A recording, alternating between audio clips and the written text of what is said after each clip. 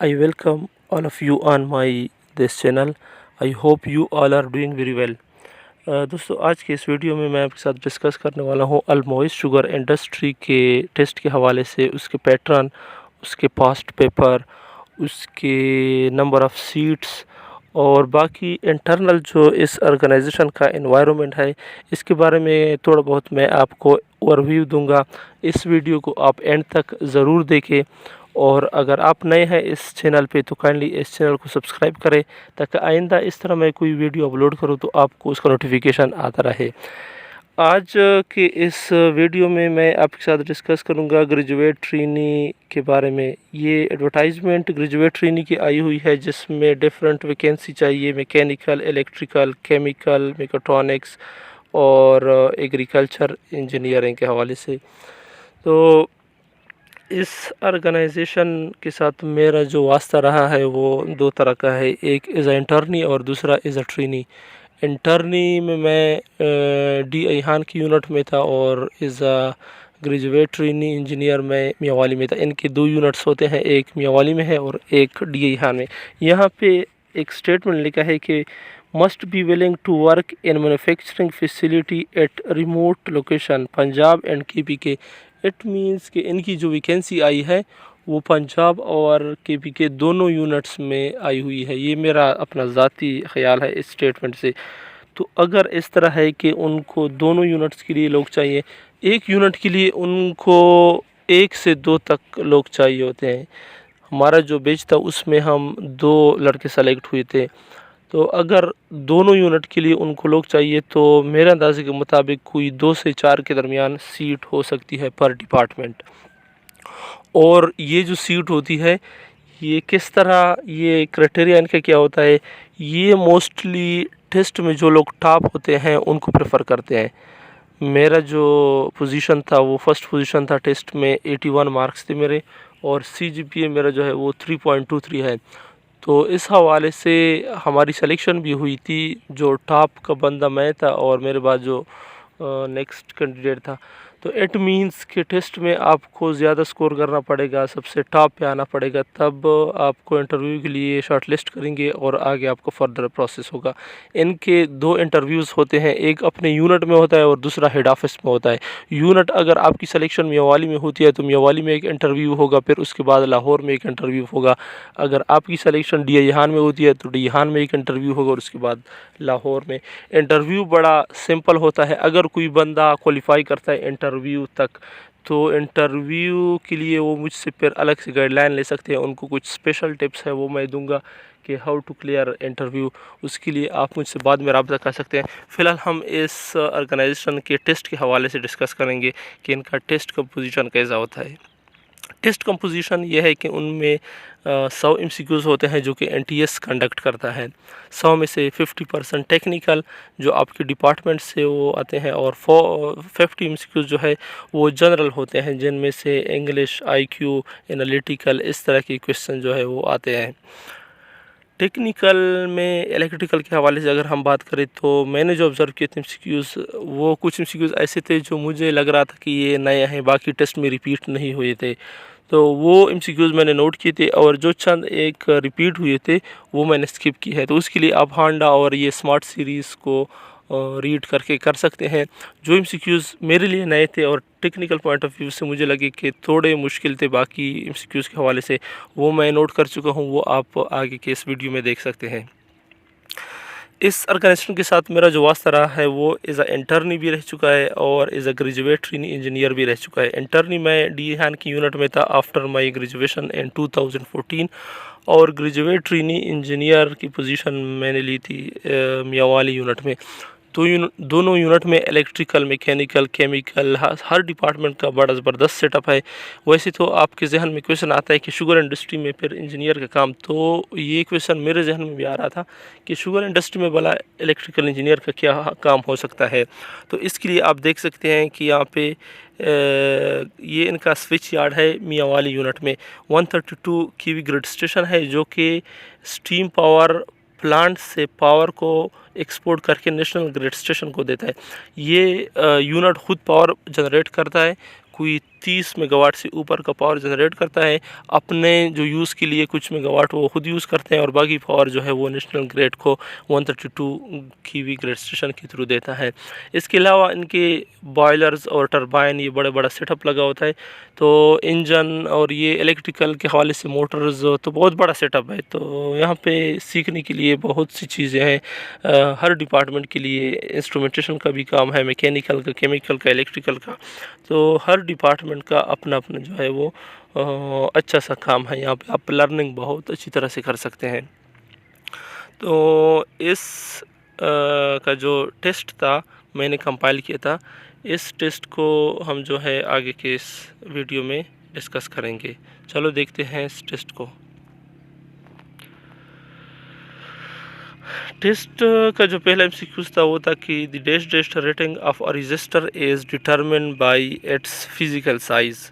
Register का physical size जो है वो हम किस चीज़ से डिटरमिन कर सकते हैं? उसकी रेजिस्टेंस वैल्यू से, पावर से, करंट से, बोथ ए एंड बी। तो रजिस्टर का जो फिजिकल साइज़ है वो हम पावर से डिटरमिन कर सकते हैं। इस क्वेश्चन का राइट आंसर है बी। नेक्स्ट क्वेश्चन है the graph F of x minus x not means that the function is shifted.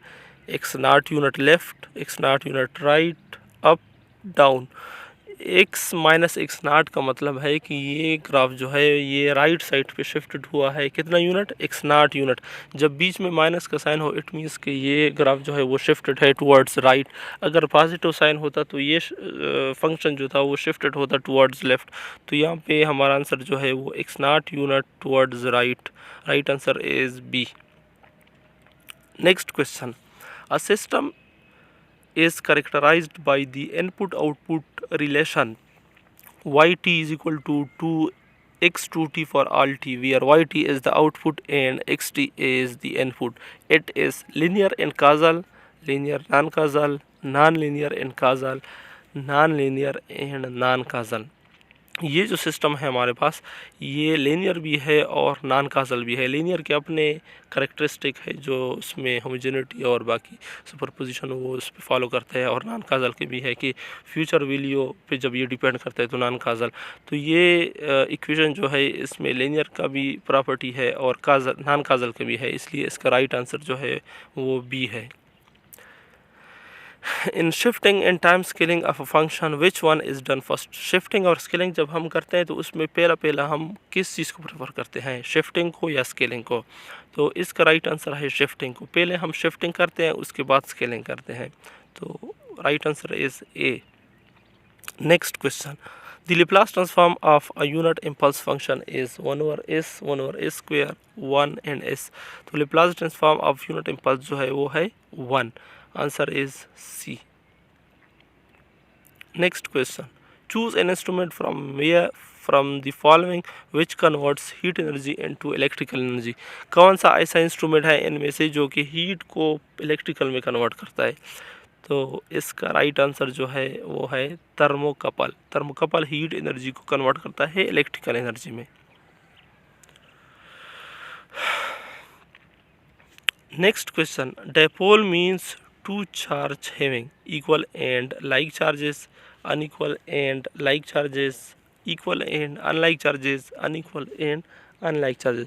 Dipole नाम से क्लियर है कि two end poles mean two poles. तो ये दो पोल होते हैं जो कि उनका होते इक्वल है लेकिन चार्जेस अपोजिट होते हैं। तो इट मीन्स कि ये इक्वल एंड अपोजिट या इक्वल एंड अनलाइक चार्जेस होते हैं। तो answer is C. Next question, DC generator have dash on rotating shaft that convert AC into DC। DC generator में कौन सा चीज़ होता है जो कि AC को DC में कन्वर्ट करता है? नाम से ज़ाहिर है कि AC को DC कन्वर्ट करना, तो AC को DC कन्वर्ट करने का काम कम्यूटेटर का होता है। It means right option is B, commutator. Next question, for repetitive and oscillating signal we use. Repetitive और ऑसिलेटिंग सिग्नल के लिए हम इनमें से कौन सा यूज़ करते हैं?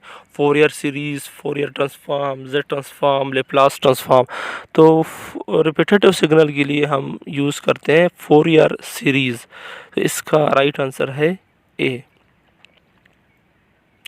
Next question, Infinite sheet of charge is uniformly distributed along YZ plane. Its electric field will be.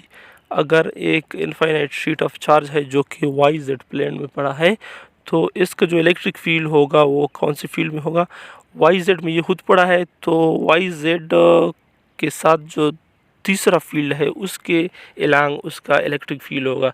तीसरा फील्ड जो होता है वो एक्स एक्सेस होता है, तो ये इसका फील्ड जो होगा वो एक्स एक्सिस के एलांग होगा। सो इसका राइट आंसर है A. Next question, the form factor in reference to oscillating current wave form representing the ratio. यहाँ पे फॉर्म फैक्टर की डिफिनीशन मांगी है। फॉर्म फैक्टर की डिफिनीशन है average value divided by RMS value. Sorry इसका होता है RMS value divide by average value. Right answer is C. ये फेमस एमसीक्यूज है, तकरीबन हर टेस्ट में आता है, तो इसको आपने शायद याद भी किया होगा।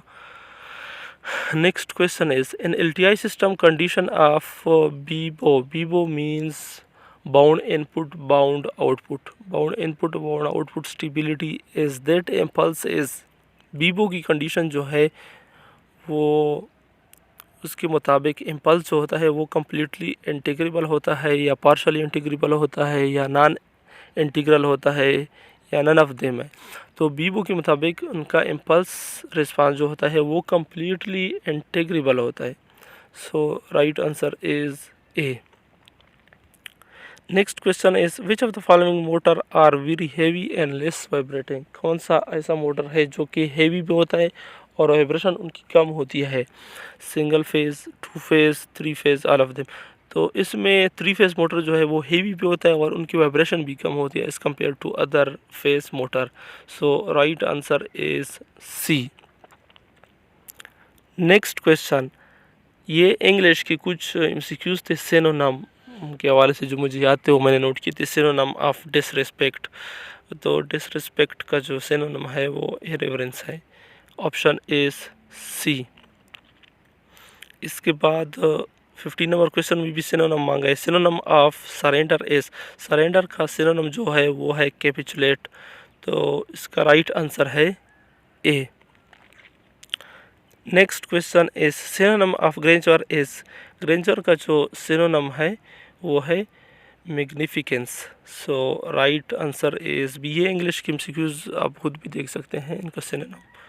तो मतलब कि आपको आइडिया हो गया कि इनमें सिनोनिम, एंटोनिम और इस तरह के एमसीक्यूज आते हैं या पेयर वाले एमसीक्यूज आ सकते हैं इंग्लिश के पोर्शन में। टेक्निकल में नेक्स्ट क्वेश्चन है, ये क्वेश्चन भी आई थिंक रिपीट होता रहता है। Consider an inductor that passes a current of 7.96 milli ampere. What will be the value of inductor when it is supplied with 50 volt AC with a frequency of 10 kHz? तो ये एक famous numerical है जो तकरीबन test में mostly repeat होता रहता है। इसका राइट आंसर है 100 मिली हेनरी। ये तो याद भी होगा हर किसी को इसका answer. So answer is A.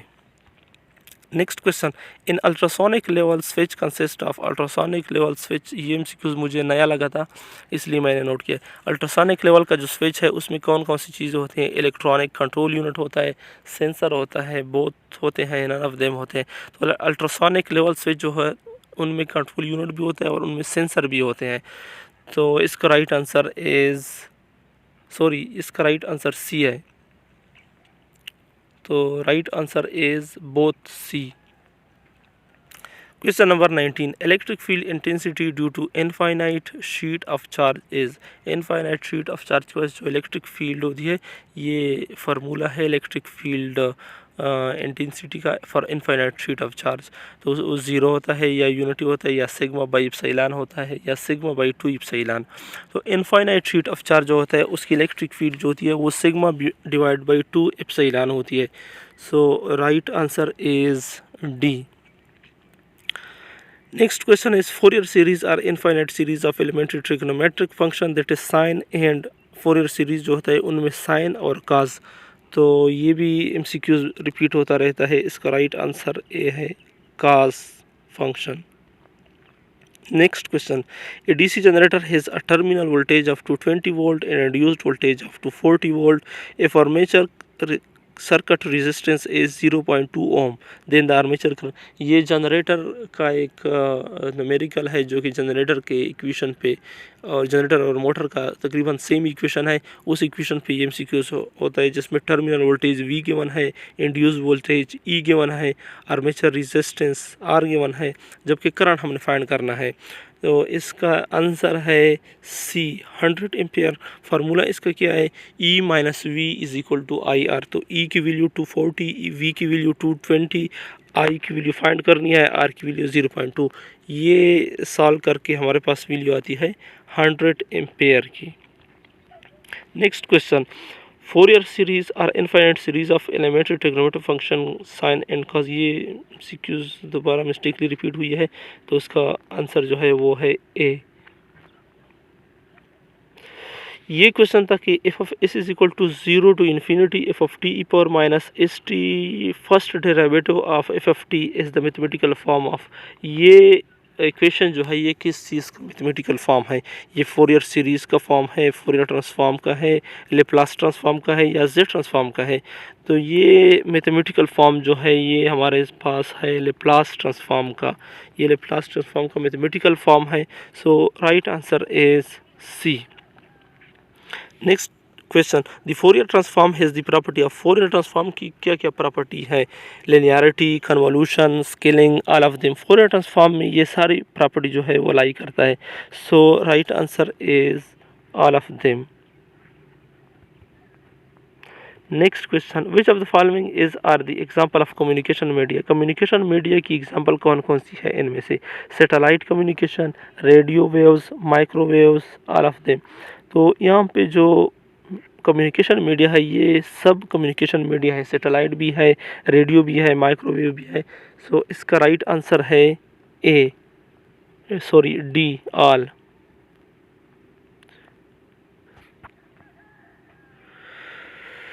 When connecting LTI system in cascade, the impulse response of the overall system can be found by। जब हम LTI सिस्टम को कैस्केड में मतलब दो सिस्टम को सीरीज़ में लगाते हैं तो उनका इम्पल्स रिस्पांस हम किस तरह फाइंड कर सकते हैं, from multiplication, summation, convolution, integral, none of them. जब दो LTI सिस्टम कैस्केड फॉर्म में होते हैं तो उसका इम्पल्स रिस्पांस हम थ्रू कन्वोल्यूशन, इंटीग्रल फाइंड कर सकते हैं। So right answer is C. Green function method is a useful technique for solving. Green function method जो है ये क्वेश्चन भी रिपीट होता रहता है NTS के टेस्ट में। सो इसका राइट आंसर है partial differential equation PDE। So correct option is B.